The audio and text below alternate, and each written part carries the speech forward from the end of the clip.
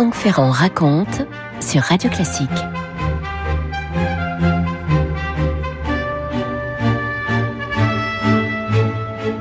En septembre 1325, le roi de France s'appelle Charles IV. C'est un des fameux rois maudits, vous savez.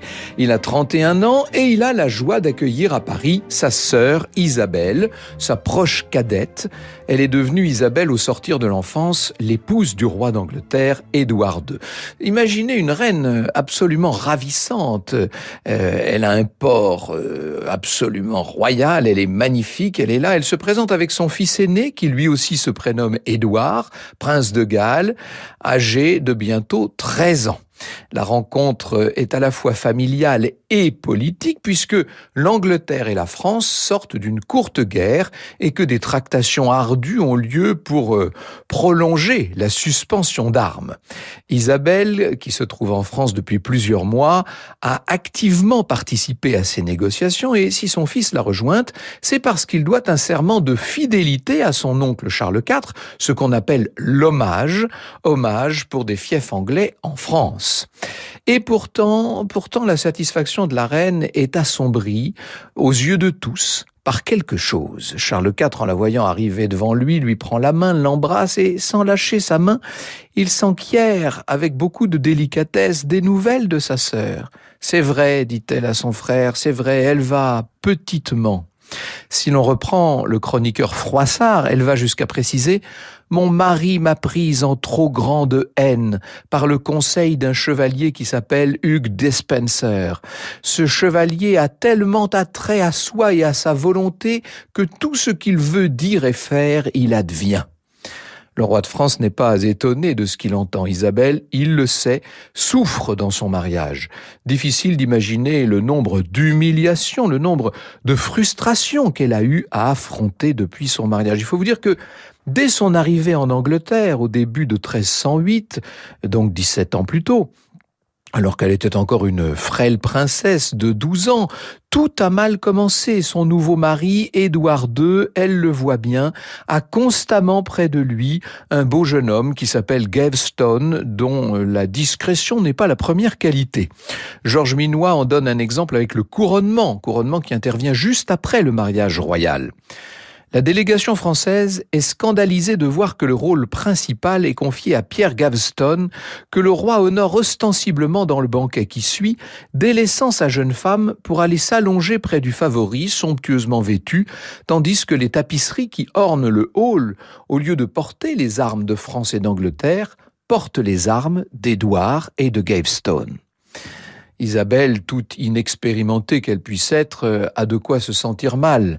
La noblesse anglaise elle-même est vent debout contre cet impudent Gaveston, dont l'influence apparaît extraordinaire, beaucoup trop forte et évidemment funeste aux yeux de tous ceux qui aimeraient peut-être s'arroger une partie du pouvoir en Angleterre. Bref, la situation est explosive et ça va faciliter des désordres et beaucoup de désordres. Pendant ce temps, Isabelle fait son chemin dans cette rude cour d'Angleterre. Elle grandit, elle apprend. Après 4 ans passés à la cour de Londres, le vent finit par tourner. Une révolte nobiliaire va déborder le roi et va aboutir à l'exécution de Gaveston. Ça facilite, semble-t-il, les rapports du couple royal. Et peu après, à la fin de 1312, le petit Édouard va donc voir le jour.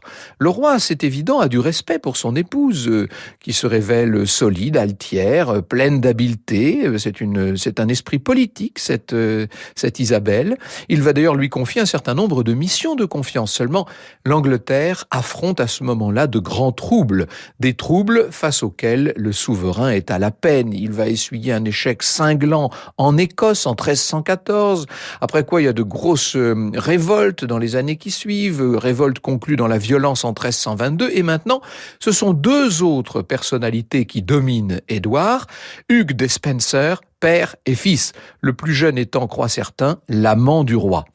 À leur tour, les Despenser prennent un pouvoir immense et se servent dans la caisse. En temps de lutte avec la France, ils vont même oser malmener la reine. Je cite Bernard Cotteret dans « Ces reines qui ont fait l'Angleterre ». C'est toujours un plaisir de citer Bernard Cotteret. Isabelle est de plus en plus perçue comme l'étrangère et les Despenser mettent à profit la situation pour l'humilier davantage. Ses biens sont même placés sous séquestre et l'on baisse autoritairement son revenu. On chasse également ses fidèles serviteurs français, on finit même par lui ôter la garde de ses jeunes enfants. Le pape s'indigne depuis Avignon. Isabelle voit bien qu'elle est incapable de contrebalancer l'influence des Despenser, mais elle n'en pense pas moins. Or, voilà qu'une trêve survient donc entre la France et l'Angleterre. Les attaches d'Isabelle avec le royaume des Lys, le sens politique qu'elle a su manifester par ailleurs, la désignent pour aller travailler aux clauses de la paix. Début 1325, elle va effectuer un voyage diplomatique en France et puis en septembre, comme je vous l'ai raconté au début de ce récit, elle accompagne son jeune fils pour son hommage à Charles IV. Pour la reine, c'est le point de départ d'une vengeance à peine croyable. Donc, le 24 septembre 1325, le prince Édouard prête serment à son oncle Charles IV, à son oncle capétien. Cette étape doit apaiser les relations franco-anglaises et par ailleurs, ça signifie pour lui, pour Édouard et pour sa mère Isabelle, qu'il est temps de reprendre un bateau et de repartir là-bas pour l'Angleterre, pour la cour d'Édouard II. Seulement, la reine, disons-le, est très réticente. Ça fait déjà des mois que son mari insiste pour qu'elle reprenne sa place auprès de lui. Il lui a même coupé les vivres pour accélérer les choses, pour qu'elle rentre en Angleterre. Seulement, elle n'a cessé de trouver toutes sortes de motifs plus ou moins oiseux pour faire durer son séjour. Le dernier a été l'hommage de son fils. Bon, mais seulement là, maintenant, il faut bien reconnaître qu'elle est à court d'arguments recevables. Je cite Sophie Brouquet, qui a récemment écrit sur cette reine Isabelle. Édouard II, dit-elle, pense que sa femme ne résistera pas à la réprobation qu'encourt une épouse qui abandonne son mari. L'abandon de mari n'est pas un délit en tant que tel, mais une faute qui entache la réputation en opposition flagrante avec la juridiction religieuse et morale du Moyen-Âge, fondée sur le caractère indissoluble du lien conclu entre les deux époux. Isabelle n'entend pas céder. Les commentaires outrés de certains n'empêchent pas un certain nombre d'appuis de poids de se manifester. D'abord, le prince Édouard tient à demeurer avec elle. Charles IV se montre le bon frère. Il ouvre sa bourse pour cette sœur Isabelle qu'il aime beaucoup par ailleurs et qui lui en a beaucoup imposé dans le passé. Il faudrait raconter toute l'histoire des bruits du roi Philippe le Bel. Ça nous entraînerait sur un autre terrain. Quant au pape, me direz-vous, eh bien, le pape à l'époque a des relations difficiles avec Édouard II et donc il n'a pas l'intention de s'offusquer officiellement de l'attitude de la reine, d'autant plus qu'à l'époque le pape est quand même sous l'influence de la cour de France. À l'évidence, son frère et le pape, en aidant Isabelle, ne sont pas désintéressés. Le fait que la reine et son fils aîné contestent l'autorité d'Édouard II, c'est pour eux, disons-le, du pain béni. À Londres, Édouard et les Despenser se crispent.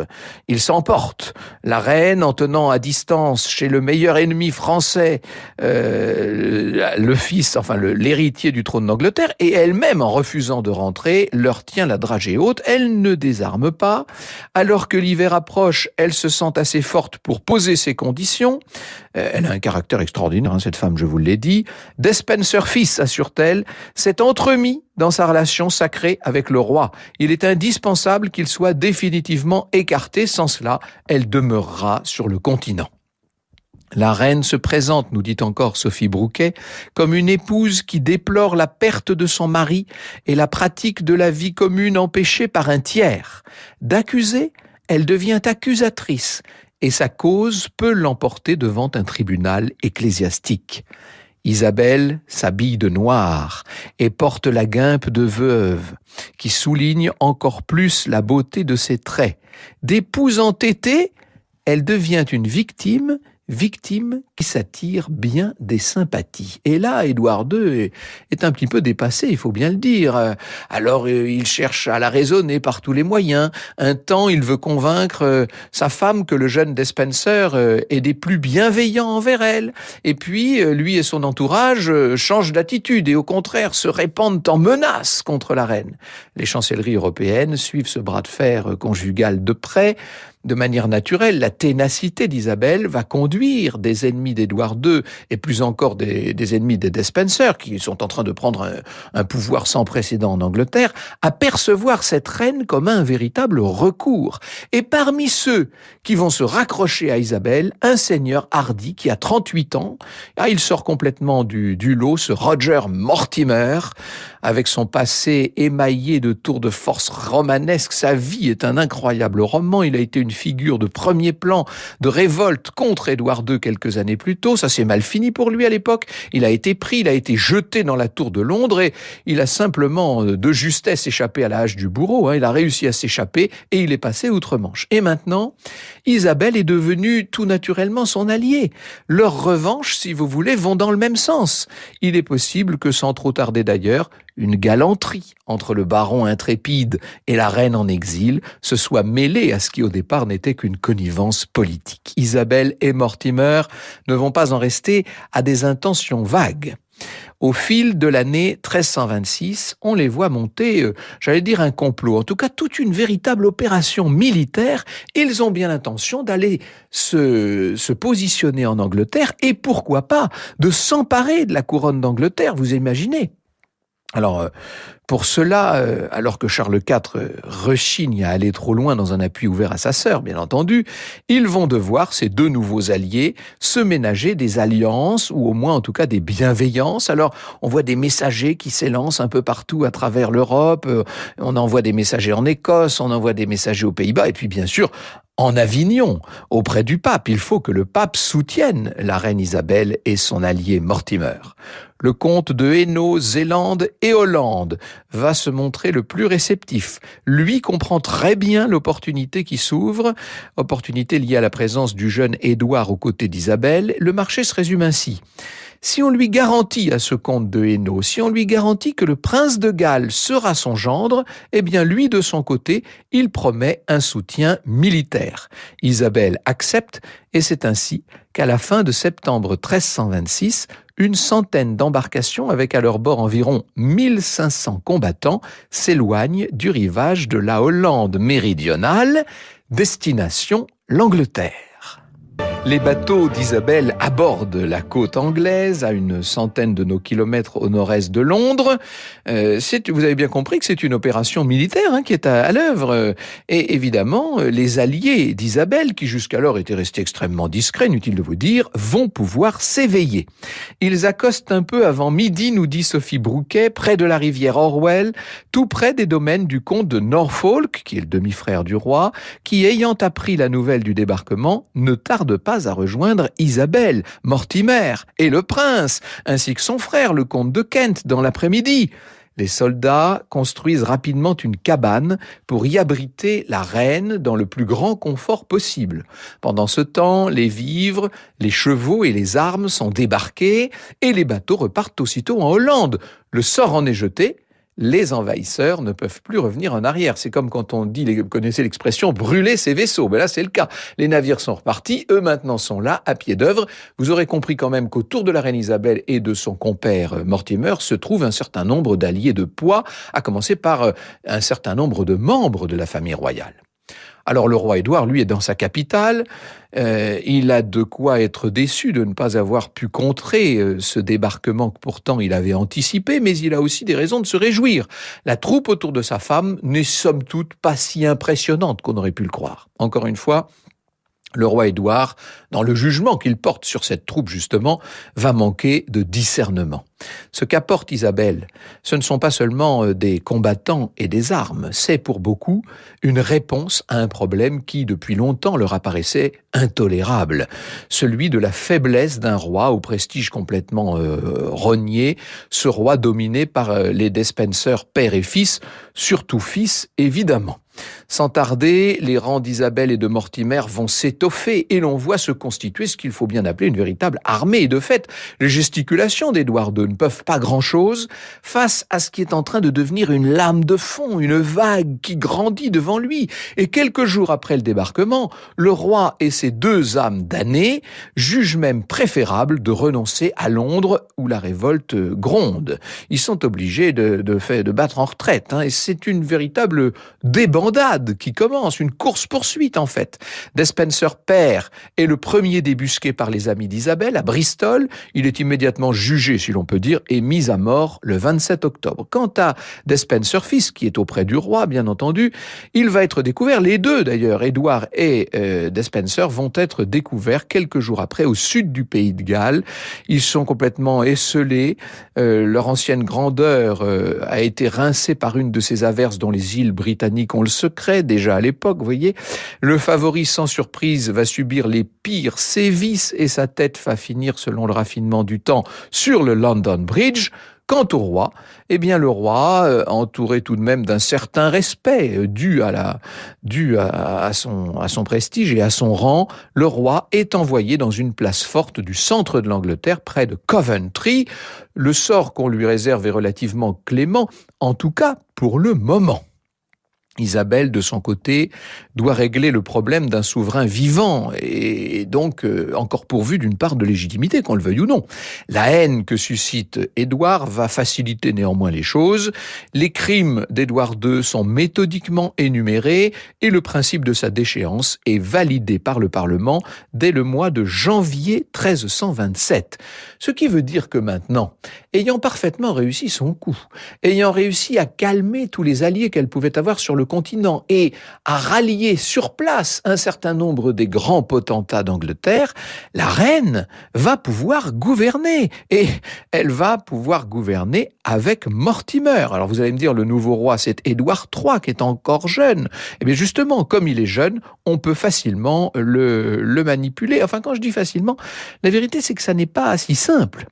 D'abord parce que la reine Isabelle demeure unie par mariage à l'ancien roi. Ce qui veut dire que moralement, la situation est assez douteuse. Elle vit de façon maritale avec Mortimer quand même. Et puis par ailleurs, il y a un certain nombre de tentatives pour soustraire Édouard II à sa prison.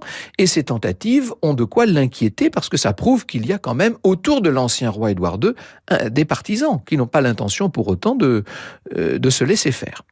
Voilà qu'au début de l'automne 1327, une nouvelle se met à courir à travers les villes d'Angleterre et les campagnes d'Angleterre. Nouvelle qui va régler le problème, c'est que Édouard II serait mort brusquement dans sa prison. Tiens donc, l'événement intrigue. Certains disent qu'en fait il s'agit d'une fuite maquillée, d'autres évoquent un accident de santé, d'autres encore, évidemment, vont évoquer un meurtre. Et même un meurtre atroce, puisque selon une variante, des meurtriers à la solde de Mortimer l'auraient oxy en l'embrochant par le fondement avec une tige incandescente. Vous imaginez ça. La récente biographe d'Isabelle se montre tout à fait sceptique à ce propos. Le plus probable, nous dit-elle, c'est que le crime ait été instigé de manière plus ou moins précise par Mortimer, sans qu'on puisse du tout être certain du modus vivendi, et sans qu'Isabelle, d'ailleurs, ait su ce qui allait se passer.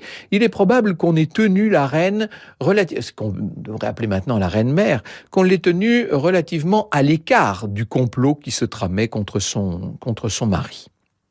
Le pouvoir d'une reine-mère n'est jamais éternel au demeurant, parce que le principe, c'est que son fils grandit, bien sûr, et en 1330, Édouard III a 17 ans. Il estime qu'Isabelle est le terrible Mortimer, qui est décidément un peu trop sûr de lui, il estime qu'Isabelle et Mortimer doivent lui passer la main. Le lien du favori avec Isabelle n'arrange sans doute pas l'impatience qu'éprouve le fils devant ce qu'il considère sans doute comme un véritable scandale. En automne, c'est à son tour d'ourdir un coup d'État et de faire arrêter Mortimer. On dit souvent que l'histoire de France est un roman extraordinaire, mais que dire de cette histoire d'Angleterre? Vous avez vu les rebondissements, les retournements permanents. Isabelle, totalement déconcertée par ce qui est à l'œuvre, aurait plaidé « Noble fils, ayez pitié du gentil Mortimer ». Gentil, à l'époque, ça voulait dire noble. Édouard III ne fléchit pas devant l'exhortation maternelle. Le favori à la politique controversée va être jugé, puni du châtiment suprême, et Isabelle va vivre encore presque 30 ans, écartée du pouvoir pour l'essentiel, ce pouvoir qu'elle avait su conquérir avec une détermination, avec une hardiesse peu commune.